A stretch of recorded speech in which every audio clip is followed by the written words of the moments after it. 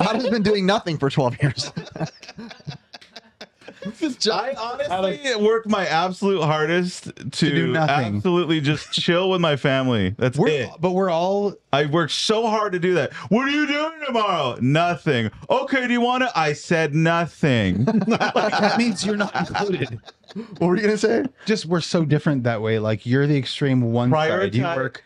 No, I'm laughing because Aaron on the way here. Did you see his message? A bunch of honestly, like, cause so we had this like poor phase, and then we had this phase where like all our friends were rich because we went to this school, and like honestly, like not me. And make it clear, we went to a rich kid's school because our dad was the janitor. Yes, there. exactly. We could not So afford to there's get that in reason. there. So we were definitely poor, but and then as I got older, like I met these certain people who were doing quite well for themselves. What I learned is like honestly, like they just want to go back to like the solace and the do what's important, like you know, not hate their wives, not want to travel all the time, not want to be, you know, just this hustler, constantly busy, no time to relax. So like I started seeing these people and going, nope, don't want any part of this. I want to do absolutely the opposite of this. And I get it. And you've done a great job. Yeah, Thank you. Thank you. Honestly, I mean, I take congrats pride to him. in that. Congrats to him because he owns his house outright. Yes, I own my house outright. Hey, That's a side note. But we look at finance, but it's funny. Even just Wow.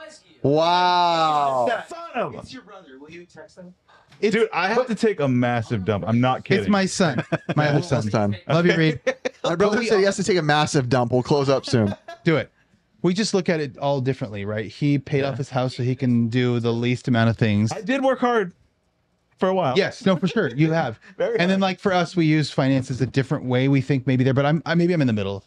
But like when we were talking about coming here, you were like, "Well, if you're not going to be there at this time, I'm going to go finish up work because I use each minute. I schedule my minutes even." I literally said that something to like them that today. And I'm like, I mean, you hear those things on like Joe Rogan, but like, I don't actually do that. Like, I get up really early, and I live in Oregon, so I open my business earlier than anybody in my business park.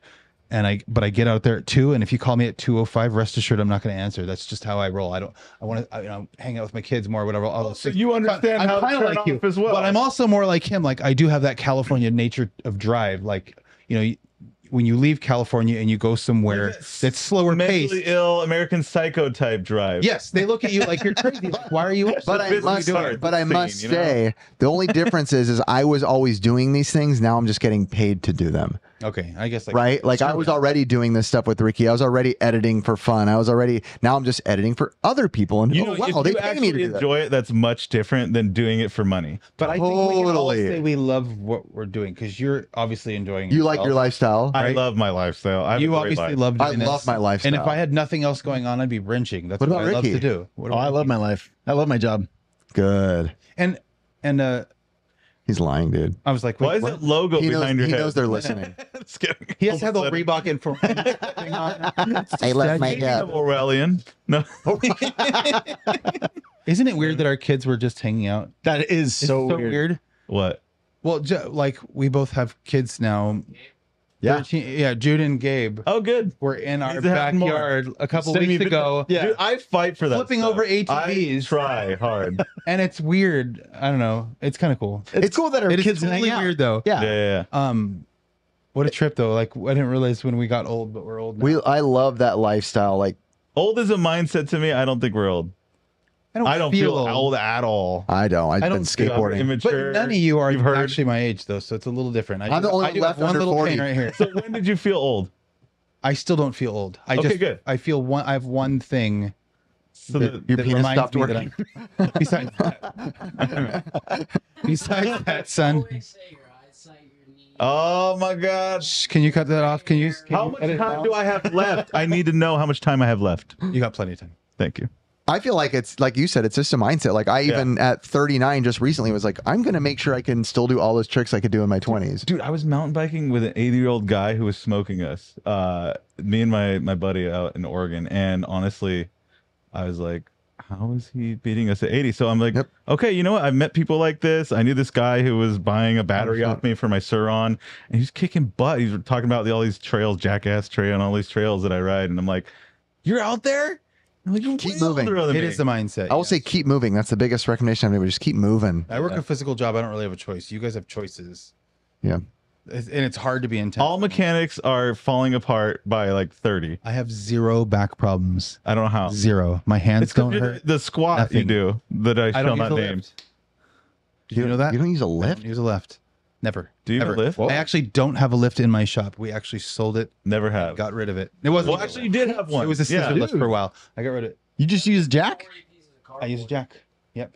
Cardboard, yeah. I'm telling. No, seriously. Okay, so That's impressive, dude. Seriously. So the guy in my parking lot, he'll never see this, but there's a gentleman in my parking lot. His name is Todd. He's been a mechanic for a really, really long time, and he uses a lift.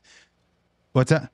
But it's so true. Have you ever seen Todd stand up or get into a car? Yeah. It literally takes him a minute, and he looks tough. I mean, he looks like a tough guy. But he's a wobbly. He's muscular. Just giving you credit here. He's a muscular, healthy guy. Yeah. But he can't stand up or sit down. Because he works like It's the this all day long. joints, dude. And I'm serious. And It gets your joints. throw it out to the Asians here, but like honestly, like the fob squat is squatting as a young kid all the time. That's how I work all day long. Dude, you gotta have, but you don't have the But no, but seriously, but you don't have the cigarette. I in don't one have. hand. You're right, and I don't You play need the 13. cigarette. Yeah, 13. But it's a very natural, it, though. That's comfortable way to honestly work on something, awesome. and I feel no pain. I can stand up and squat faster than You were people. you were a rice rocket guy. That's what you did. a jerk, but yes, Downhill racing. You're a jerk. Yeah. He speaks Japanese. He rice rocket my car. You rice rocket. You riced no up joke. a brown car. That's ground rice rocket. His entire clientele. Brown Oh my rice god. rocket. No, I mean, I literally It's you a would have rice thought rocket. Nathan. You would have thought Nathan was Asian. Well, he literally learned Japanese. Like one day he's like, I'm gonna learn Japanese, and Your then within girlfriend's a month Japanese? he was like pretty Your fluent. girlfriend's Japanese? What? No, she thought I was Asian. Oh, because of Nathan? You're not an Asian, you're Bayesian. It's not my choice. It's not my fault. They're the ones who accepted me. Your kind didn't like me. Yeah, dude. What's His up with kind you didn't brown like people? me. I hung out with you all the time. What The are you whites talking didn't about? like you? But you were white. We were Dude, Mexican. did you have the same problem I did where they every race tried to get you to join their gang? And you're like, whoa, whoa, whoa. No. I love that we grew up in the No. hood, so this is like normal stories. No. Oh yeah, they're like, For what sure. are you, man? And I'm like, No, well, our I don't school. know. I went to Los, which is the same as your. What do you want to call her? Girlfriend. Girlfriend. Yeah, Whatever. Jasmine. Wife. Should The be. love of my life. She's a really good mom. That's where she went? She should be wife. To Los. Partially. She got kicked out. Dude, I gotta take a fat dump. I'm serious. I gotta Do it. go. Do it. It was a good school. My I heard point it was we growl. didn't care what you were. Let her Oh, finish. I'll We'll be done. I'll be back. You can go ahead. Yeah, look how I'm sitting. Yeah. Is it a I'm peekaboo? sitting with my elbow up. Is and it a up. peekaboo? It's a What color is your peekaboo. chair? No wonder he sits cross-legged. Give him a That's diaper. secret. You have a pad? You can go. He'll be I'm gonna let we'll him. be, Someone's we'll in be the done by the bathroom. time you get back. Yeah. All right. Bye. You gonna Brucey, go? bye, Adam. All right, finish your story. All right, Take dude, you're a in. spot. Finish your story. Nothing. Just in our school, there were a lot of fights. But when there was a fight, it was like everybody came. Like it was like it was almost like it was a verbal agreement beforehand. Like if you're one and you get in a fight, one. Well, it's like a segregation, prison. Like they would all jump in like and a help prison. because we went to the same school and they knew the neighborhood had to stay safe. I don't know what it was. Our uncle, same thing. He said he got into prison, and once you like realize you're in prison and that's Uncle where you're going to Bobby. be, pick your Folsom. team. And he stood with the Aryan Brotherhood. Yeah. Just being honest. Yep. And heavily. It wasn't just like light stories of like, oh, we got in some fights, and it was like Did he tell you stories about that stuff? Oh, yeah. They were brutal too. many They were brutal. many deaths. And he had the scars to prove them. Dude, that's the one thing about Uncle Bobby that always scared me. My uncle, he love him, by the way. He's no longer with us, but what a life, hard life, up and down, up and down, up and down. But talk like this, New Yorker guy. His pec muscles were like they looked fake. Yeah. He was They were huge. real. Even Dude, he was like in his like late 60s and he'd just be doing 50 push-ups, boom, boom, boom, boom, boom, boom, boom, but prison lifestyle. But I remember when he would take off his shirt, I mean, it was like what you see in the movies. Knife wounds, It's Rambo. scratches. It's Rambo. And the best was his elbow. And he said that was his deadly weapon because it was a giant metal plate that was replaced in there. So he said when he would elbow people in fights, it would just, I mean, you're not just hitting them, you're knocking them out. Do you remember Dad stitching him up on the table? Ricky was there. I was there, Were you dude. there? Oh wow, jeez. Tell him what happened when you were there.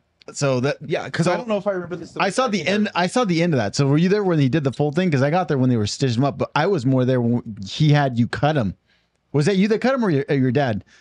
Probably both. Dude, usually me and Aaron would like take a nap after we go like to the beach, and I just wake up to this guy going, "Hey man, what's up?" I'm like, "What the heck was that?" And he's literally trying to break into the house. I'm like, "Oh shoot, Aaron, someone's here!" And it was Uncle Bobby. He was coming in, and he's like, "Hey, I need you to do me a favor, just cut off these stitches." And I was just like, "What?" That's a good impression. Rod? Yeah, dude, But that's it's true, what but he said. but it really is what he sounds He like. was like, He was a sweet guy, but he scared the heck out of me at the same time. You knew he Yeah, I was kill you in any and second. the stories he told me, he's like, "Yeah, we killed the guy." I was like, "All right, cool." Yeah, and you're like, wait, are you serious? And oh, that- you're serious. And that, and what would be scary about him too is he was always so fun and playful, but I think he was like doing a slight power move on purpose, to where he would purposely hurt you just a little, so you know that he could if he wanted to. There you go, Uncle scar to prove Bobby. it. But in That's a fun piece of way. glass. He'd be like, And let's fight, and he'd give you one deck to the shoulder where you're like, oh my gosh, like that is a real punch. For sure. Same thing. And he'd laugh at you when he was done too. He'd laugh all the way like, you need to toughen up, Nathan. You need to be tougher. That was probably a glass piece that big. It was in a bag. And I can't remember what I did. I was like taking out the trash for Aunt Becky for a quarter. And like it went hit my thing. And it was the first time I'd seen white meat inside my body, because it opened up like a fish fillet. It was like, and just bleeding everywhere. And I was hysterically crying, shut your face. Oh God. And I remember him laughing at me and be like, Nathan, like he finally like toughened. You need to get tough. Like you got to toughen up. Too kid. bad mine are from going up. You know what they're gonna down do to you in escalators real and life? Falling. What's that? Mine are from going up the down escalators and falling. Yes. In an H&M Yep. in the mall. Not the same level of toughness. Mine was shopping at H&M. Yeah. Yeah, he was just so, he lived one of those lives again that needs to be in a book, because he was just always in and out. But he loved you. He loved you. He was always with you, always having fun. I always say that him and Dad were like brothers, even though they weren't actual brothers, because we get so much of it from them. We don't even realize it, because they'd go into Target. We'd all go in together, and my dad and Uncle Bobby are like, in their Dressing up 40s, like 50s, putting on funny outfits, Oh, putting yeah. bras on their heads, goofing around, laughing, don't care who's watching. And I just remember as a kid, I'd be cracking up at this, and little did I know it'd play probably into like, my psyche of my humor growing up. Like, I love goofing off, being stupid. We're out at swap meets. Yeah. We're being We do a lot of idiots. stupid I mean, I that's don't put bras on my head though. So not yet. Sometimes. H&M, H&M has some for you. Bumblebee. Yeah. Not in your size. But it's just interesting how much that played into our life. But yeah. And I'll say one thing about Uncle Bobby and Dad that they were absolutely in tune with. We've never talked about it. I don't even know if we ever even thought about it, but they had the most insane protective instinct. I don't remember anybody ever even looking in my direction without Dad showing his teeth. And you remember what it was like when Dad showed his teeth? Like he would just like of anger. No, it was scary when he did, because I do you remember the liquor store? Do you remember when they gave me a bad candy at the liquor store and I went back and he made me cry? Oh yes, I remember the Dad liquor walked store. in the door and the two guys behind the counter. Well, just let them know you bought a candy. I bought a candy. I got it home. I opened it up. Reese's. A Reese's peanut butter cup. How do you remember this? Open up the Reese's peanut butter cups, Reese's? and it had like bugs in it. Yeah, And maggot. so I didn't even take a bite. I walked it back over, which was across the street, and he was like, "You can't take this back. no refunds. No refunds. You actually do remember. Yeah. No refund." And he was mean. Did I get that right? No refund. Yeah, and we have one more. When me and Adam would always joke, we go, "How much is the candy?" He'd always say, Yeah. 60. Always, Yes. yeah. Yes. And I came home crying, and I remember Dad getting wind of it, and he took me and was like, "Let's go."